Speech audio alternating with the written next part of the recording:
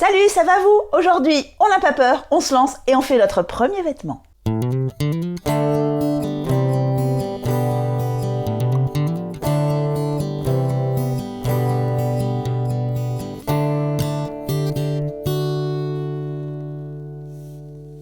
Pour ceux qui ne me connaissent pas, je suis Sophie alias Sewing So et je suis couturier tailleur dans la campagne girondine.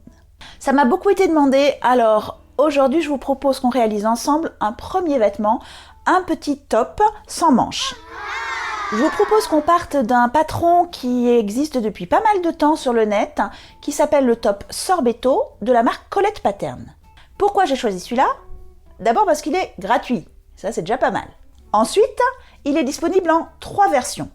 Une version sans manches et assez courte, une version sans manches plus longue, un peu tunique, et une version avec manches. Et d'ailleurs, entre nous, on peut aussi adapter les manches à la version tunique. D'ailleurs, si vous voulez voir à quoi il ressemble, je le porte en ce moment. Bon, par contre, il a un gros défaut, c'est qu'il est en américain, enfin en anglais, et qu'ils n'ont pas jugé utile de traduire le livret. Mais nous, on s'en fiche, puisqu'on va le faire ensemble. Comme ce tuto répond à la demande de gens qui n'ont encore jamais fait de vêtements, je me suis dit qu'on allait essayer de rester très simple, mais efficace.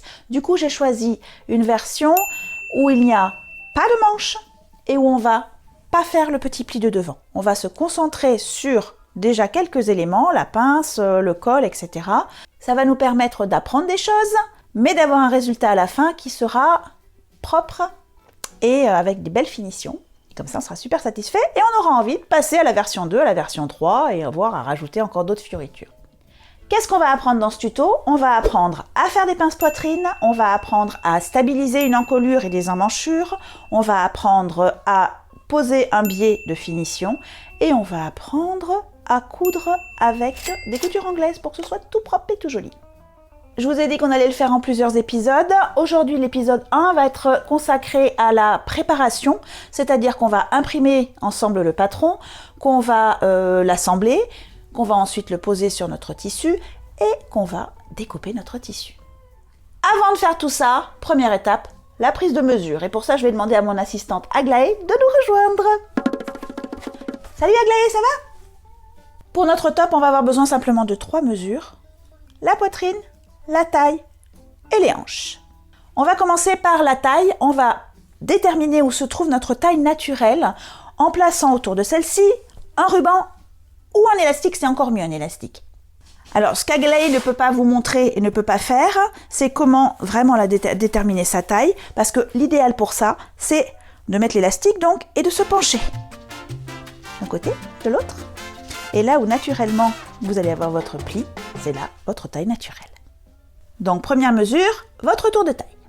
Deuxième mesure, votre tour de poitrine. Pour cela, on va mettre bien à l'horizontale notre ruban ou notre mètre mesureur autour des saillants, c'est-à-dire la pointe des seins.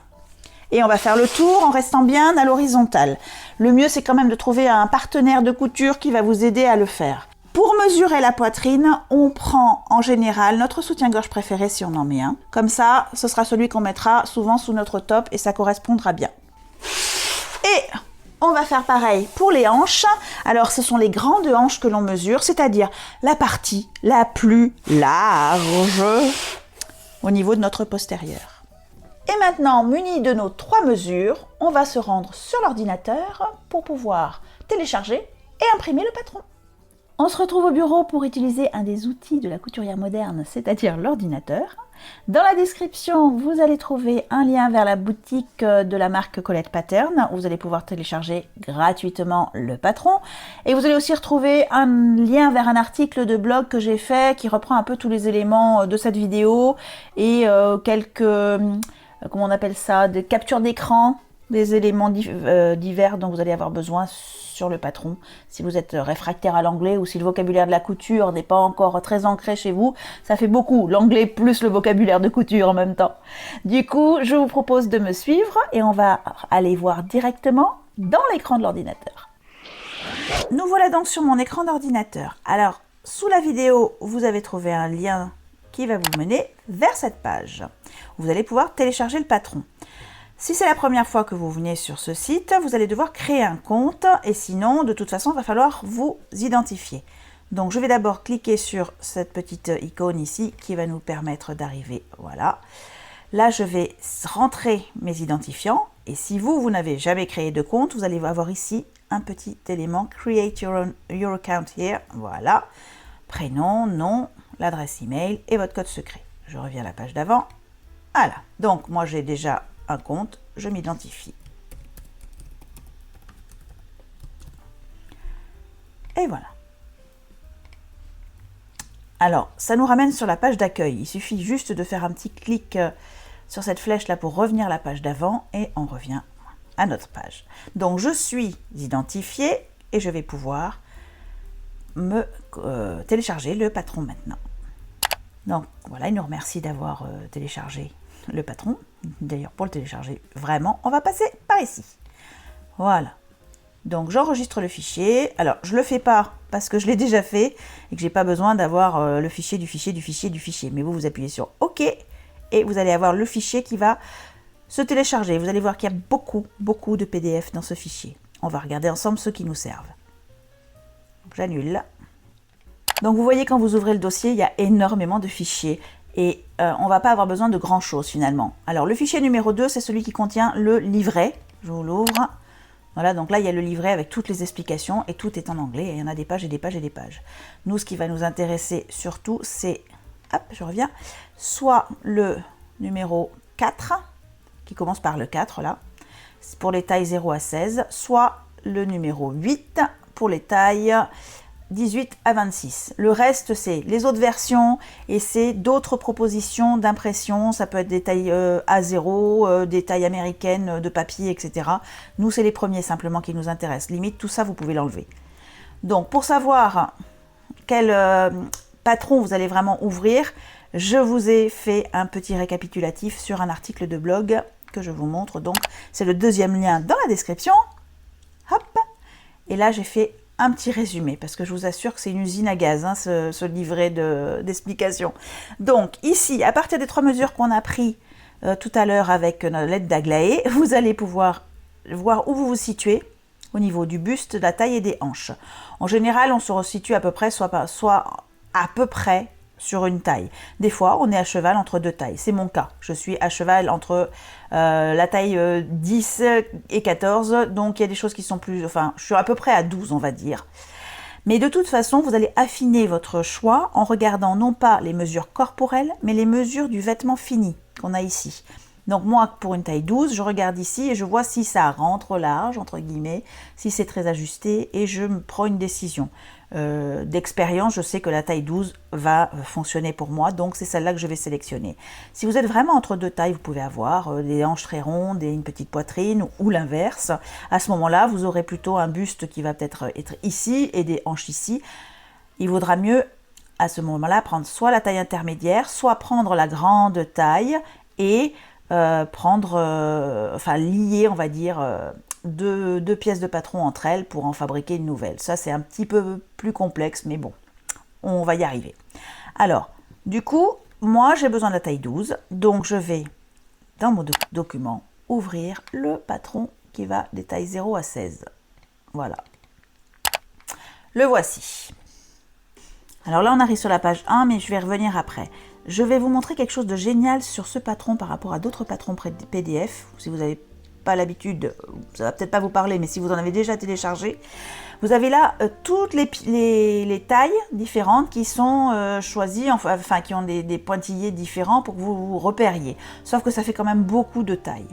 Ce qui est génial avec ce patron, c'est qu'il y a ici, il y a l'icône calque, pardon, qui est là. Et en fait, là, on voit, le petit œil nous montre qu'on voit tous les calques successifs qui sont les uns sur les autres. Et nous, on n'a pas besoin de tous ces calques-là. Si moi, je veux la taille 12, je vais fermer la taille 14. Je vais fermer la taille 16. Et regardez ce qui se passe sur l'écran pendant que je le fais. Hop, hop, hop. Toutes les tailles qui ne me servent pas disparaissent. Et il ne va y avoir sur l'écran que la taille qui m'intéresse moi. Ce qui fait que ça va être beaucoup plus facile à lire et à découper, à assembler, etc. Ça va être super. Si, comme... je l'ai dit précédemment, vous êtes entre 2 tailles, par exemple, vous avez effectivement des hanches qui vont être plutôt à la taille 14 et une poitrine plutôt à la taille 10, ben vous pouvez très bien mettre les 3 tailles, 10, 12 et 14, et garder seulement celle-là. Et comme ça, vous allez pouvoir tracer le haut en taille 12, le bas en taille 14, et puis lier un peu tout ça entre pour faire une forme qui va être... comment dire, qui va être mettable. Enfin ça ferait l'objet carrément une autre vidéo. Alors bon, on va se contenter de rester un peu simple aujourd'hui. Donc bref, moi, je vais garder ma taille 12 et j'aurai que celle-là imprimée. Avant d'imprimer, maintenant que je suis presque prête, je vais revenir à la première page. Ici, vous avez un carré qui est le carré pour vérifier que les dimensions du patron que vous allez imprimer seront les bonnes. Ce carré, comme c'est une taille américaine, il y a écrit 4 inches par 4 inches, ce qui veut dire 10,2 cm par 10,2 cm. Donc mon conseil, ça va être d'imprimer d'abord seulement cette page et de vérifier que les dimensions sont bien respectées. Et ensuite, on pourra imprimer les 13 autres pages. Pour ça, je vais là, hop, voilà. Je vérifie que mon échelle est bien à 100% et je veux juste imprimer la page actuelle. Donc je l'imprime et je vais vérifier. 10,2, 10,2, c'est bon, je peux imprimer le reste. Donc ma page étant de la bonne taille, je vais pouvoir imprimer le reste du patron. Donc maintenant je reviens ici et je vais faire cette fois-ci des pages 2, oups, à 14. C'est parti, c'est fini pour l'informatique. Allez, maintenant on va jouer à faire un peu de collage. On se réfère au plan d'assemblage que vous allez trouver sur le livret aussi. Je vous ai noté sur l'article de blog à quelle page c'était pour vous faire gagner un peu de temps. Donc, on va positionner en suivant notre patron. Alors là, je vous le montre sur ce modèle-là. Là, j'ai imprimé toutes les tailles. Hein, contrairement à ce que je vous ai montré sur le screenplay, sur l'écran de l'ordinateur. Je mis toutes les tailles ici parce que ça va me servir pour plusieurs personnes, donc ça me fait un peu économiser du papier. Mais vous avez besoin d'une taille, la vôtre. On positionne. Oh, on positionne. Encore celle-là, elle n'est pas tellement utile, il n'y a rien dessus pour moi. Et on scotche. Et ensuite, on va découper en suivant les lignes de tracé.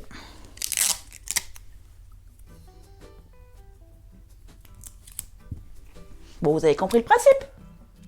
Donc voilà notre patron tout prêt après assemblage et décollage, juste 2 pièces. Une dernière petite chose que l'on va faire avant de s'occuper du tissu, du découpage et du tout le reste, c'est qu'on va faire un pliage ici puisqu'on veut éliminer, nous, ce petit pli là justement. Pour cela, on va enlever ce qui devrait être rajouté en tissu. On va plier en suivant donc pas la première ligne de pointillé, la deuxième ligne de pointillé, celle où on retrouve ce petit encoche là, comme ceci, on va plier là. Voilà. Donc vous obtenez les 2 pièces, le devant et le dos. On met les pièces de côté et on parle un petit peu tissu. Si vous utilisez un tissu très fluide, vous allez obtenir un rendu fluide. Si vous utilisez un tissu un peu plus structuré, un peu plus rigide, vous allez obtenir un rendu un petit peu plus strict, un petit peu plus rigide. Ça marche très bien dans un cas comme dans l'autre. Petit conseil morphologie, si vous êtes plutôt genre Aglaé toute fine, comme elle là, vous allez pouvoir prendre quelque chose d'assez structuré, ça va vous donner du corps, etc. Si vous êtes un peu plus curvy comme moi, vous allez prendre une matière plus souple, ça va donner quelque chose de plus fluide, un petit côté flou artistique qui nous aura très bien. De mon côté, j'ai hésité un petit peu entre cette viscose, enfin c'est pas une viscose, c'est un polyester imitation viscose, un peu imitation soie lavée qui est très doux, très fin, très fluide, très fuyant. Il y aurait un très joli rendu, mais je sais d'avance que ça va être un petit peu galère à coudre. Ou alors, j'ai ici un crêpe de polyester aussi. C'est le reste d'une robe de mariée que j'ai fait il y a quelques temps, il y a bien 2 ou 3 ans maintenant. Et il me reste un tout petit coupon et je crois que ça rentre pile poil dedans. L'avantage du crêpe comme ceci, c'est que c'est très fluide, un rendu un peu similaire, mais que c'est une matière qui est beaucoup moins glissante. Donc ça va être quand même beaucoup plus facile à assembler si vous êtes débutant. Donc un crêpe de polyester, un crêpe de viscose. Le crêpe, c'est pas une matière, c'est une façon de tisser le tissu. On en reparlera dans d'autres vidéos de ça. Ce tissu, vous n'allez pas juste aller l'acheter et l'utiliser direct. On ne fait pas ça avec des tissus de confection, hein, surtout pas. vous allez le choisir, l'acheter et ensuite, vous allez le préparer, le décatir. Pour ça, il y a deux techniques. Soit on le passe au fer chaud pendant un certain temps, et puis ça va enlever un petit peu les apprêts qu'il y a dessus, resserrer les fibres, et donc lui permettre d'avoir de la tenue dans le temps ensuite et qu'il ne rétrécisse pas. Ou alors tout bêtement, on va le maltraiter, c'est-à-dire qu'on va lui faire ce que l'on fait habituellement quand on a un vêtement, c'est-à-dire qu'on va le laver et le sécher. Astuce de Sewing Soso tellement qu'elle est mignonne.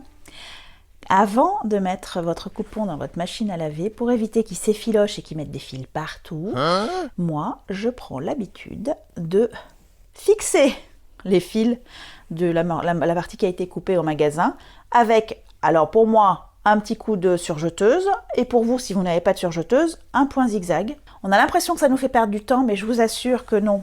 Ça ne fait pas perdre du temps. Et en plus, quand vous allez ranger votre tissu en attendant la prochaine utilisation, ça ne va pas faire des fils partout.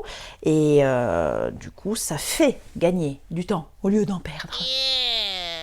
Pour le métrage nécessaire à votre projet, vous allez vous référer encore une fois au livret d'explications, à la page 12, si je ne m'abuse, ou alors vous allez vous référer à l'article de blog que j'ai réalisé qui reprend tous les éléments hyper importants. En plus du coupon, on a besoin d'un peu de biais pour faire les finitions intérieures. Alors, soit du biais en magasin, acheté, soit du biais que vous allez fabriquer vous-même, dans le même tissu, dans un tissu proche en couleur ou dans un tissu carrément contrasté. Et si vous ne savez pas faire le biais vous-même, vous allez voir le petit tuto que j'ai fait qui s'affiche des deux côtés, je ne sais jamais lequel. Et puis évidemment, vous allez avoir besoin de fils assortis à votre tissu. Petit rappel, pour assortir son fil quand on est en magasin et qu'on hésite, on ne met pas simplement le fil comme ça, enroulé sur le tissu. On prend un peu de fil et on le pose et il doit disparaître. Des fois, on est surpris. Une fois que votre tissu est prêt et que vous avez toutes vos petites fournitures, vous allez pouvoir enfin vous attaquer à la confection, enfin presque, vous allez pouvoir vous attaquer à la découpe. Pour cela, il va falloir que l'on plie notre tissu et que l'on place nos pièces en fonction de ce que l'on appelle le plan de coupe. Le plan de coupe, vous allez le trouver dans le livret, alors là, je ne peux plus vous dire à quelle page, mais vous allez aussi le trouver dans l'article de blog où je vous ai facilité la tâche. Du coup, selon la taille que vous avez choisie, soit de 0 à 16, soit de 16 à 26, vous n'allez pas utiliser le même pliage. Si vous avez pris la taille 0 à 16, vous avez besoin donc votre coupon de tissu. Vous allez prendre les lisières, c'est-à-dire la partie qui est coupée industriellement par la machine. Vous allez donc la prendre comme ceci et vous allez replier vers l'intérieur vos deux morceaux afin que ce soit parallèle comme ceci. Si vous avez la taille 16 à 26, vous allez à ce moment-là, votre tissu, le plier comme ceci. Si vous avez une cotonnade ou un lin ou un tissu, en tout cas une toile qui est un petit peu raide, vous allez pouvoir utiliser le fer à repasser pour vous aider à faire votre pliage, tout simplement. Ça va marquer la pliure, ce sera plus facile de le faire. Là, j'ai un tissu hyper souple, donc j'ai pas forcément envie de lui faire un coup de repassage. Donc je vais procéder au pifomètre avec ajustement. Donc je mets mes deux morceaux, hop, je les replie vers le centre. Là je vois que je suis pas très équilibrée, je reprends. Le but en fait c'est d'avoir deux pliures pour pouvoir positionner mes deux morceaux. On va placer nos deux pièces de patron sur notre tissu. Je vais en profiter pour vous faire un petit zoom sur des petites infos qu'il y a sur le patron lui-même et des infos qui sont pas là pour faire joli mais qui sont bien importantes. Alors déjà ici on a une grande flèche là avec qui montre le bord. Il y a marqué Place on fold of fabric, ça veut dire mettre sur la pliure du tissu. On parle de ceci. Donc je vais aligner ça avec la bordure de mon tissu. Ça, c'est la première information donc, que j'ai lue et traduite sur le patron. Voilà. Ensuite, j'ai d'autres informations. Enfin, là, il n'y a pas grand-chose comme information sur ce patron. J'ai ici un petit triangle. Ce petit triangle nous indique qu'il va falloir ici marquer le tissu d'une manière ou d'une autre. On va voir de quelle façon on peut le marquer justement quand on va le découper. Pour l'instant, je le positionne bien à plat et je vais prendre mes poids de couture. Donc j'en mets quelques-uns simplement pour positionner en attendant d'avoir toutes mes pièces. Voilà, il n'y en a que 2. Donc je vais poser mon autre pièce de l'autre côté. Voilà. Si vous avez choisi un tissu avec motif, vous pensez que vous ne voulez pas que les motifs soient tête en bas. Donc là c'est le haut, là c'est le bas. Mettez pas un truc avec des petits cœurs à l'envers. Et je zoome encore ici pour vous montrer que là, on a encore des indications qui vont être très importantes. C'est ce que l'on va appeler la pince poitrine. Et donc, ces éléments-là sont des éléments importants qu'il va falloir reporter sur notre tissu. Comme j'ai 2 pièces, je vais vous montrer 2 façons de couper le tissu. Une avec les ciseaux, une avec le cutter, puisque j'ai un beau tapis de coupe dessous. Alors, je vais commencer ici avec les ciseaux. Pour cela, je vais épingler mon papier au tissu. Je commence en général par aligner bien ici au bord, voilà, et épingler quelques éléments. Donc je passe à la fois dans le papier et le tissu. Et donc je vais épingler en alignant bien le bord ici. Je n'ai pas besoin d'en mettre beaucoup, mais je veux que ça reste bien droit.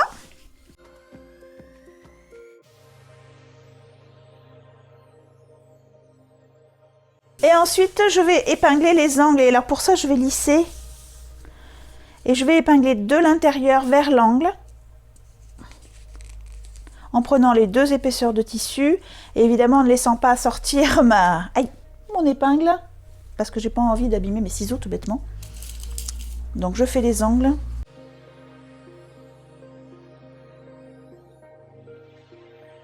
Et pour finir, avant d'utiliser les ciseaux, je rajoute 1 ou 2 épingles aux endroits qui me paraissent stratégiques où je veux pas que ça glisse. Par exemple, les arrondis. Ça me paraît bon. Ciseaux à tissu et je découpe. Quand on découpe des tissus comme ça, on soulève pas trop. On laisse poser le ciseau sur la table. Et on suit.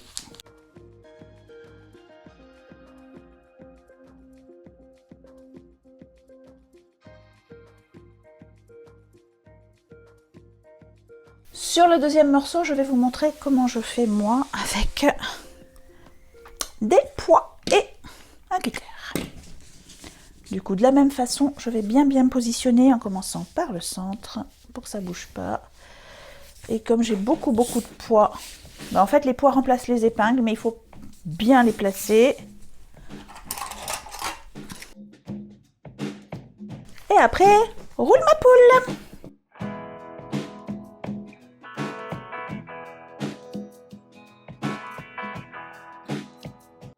Avant de désassembler, c'est-à-dire avant d'enlever notre patron papier de nos morceaux de vêtements, on va faire des petites marques.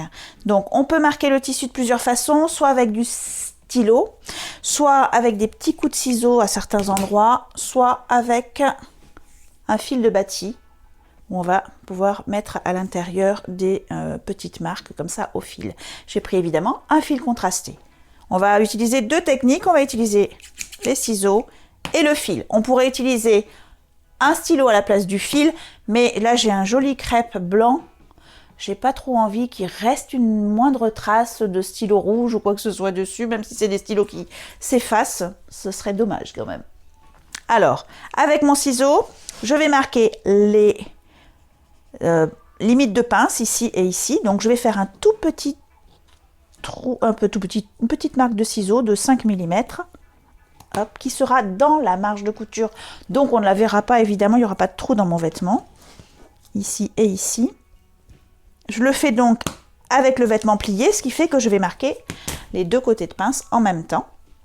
Et ici, je regarde, j'ai pas... Ah, ici j'ai un petit trait, donc je le marque aussi. Je n'ai pas besoin de faire un triangle, je fais juste une petite pointe au milieu.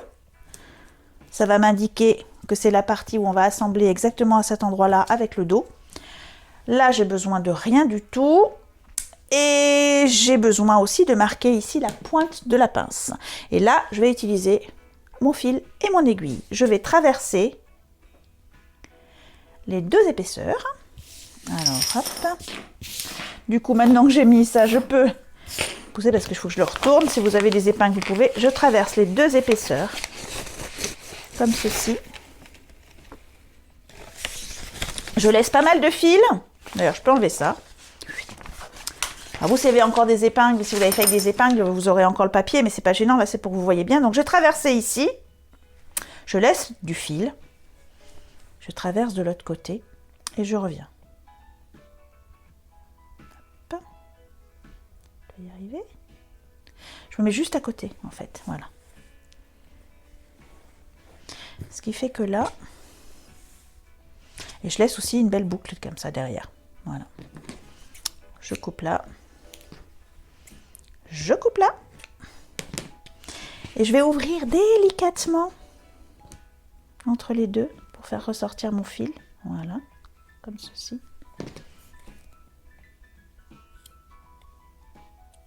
Oups. Et j'ai mes pointes de pince que je vois d'un côté et de l'autre. Donc ça, c'est le devant de notre débardeur. Je le mets de côté, jusqu'au prochain épisode. Et je regarde sur mon dos. Et bien, sur le dos, j'ai besoin simplement ici de mettre un petit coup de ciseaux. Là, pour marquer l'assemblage avec le devant. Et ma foi, les amis, j'ai envie de vous dire que tout ce qui est préparation est fait. Et que là, on va pouvoir passer à la couture. Et on va s'arrêter là pour cet épisode. Oui, je sais, c'est frustrant, mais je vous ai quand même préparé pas mal de boulot. Alors, les devoirs pour la prochaine fois. Acheter et préparer le tissu, imprimer, assembler, découper le patron, découper les pièces et ne pas oublier d'avoir acheté ou d'avoir fait du biais. Et puis bon, pour finir, vous connaissez la chanson. Un petit pouce bleu pour m'encourager, un abonnement pour pas rater le prochain épisode. Et moi, je vous dis à bientôt.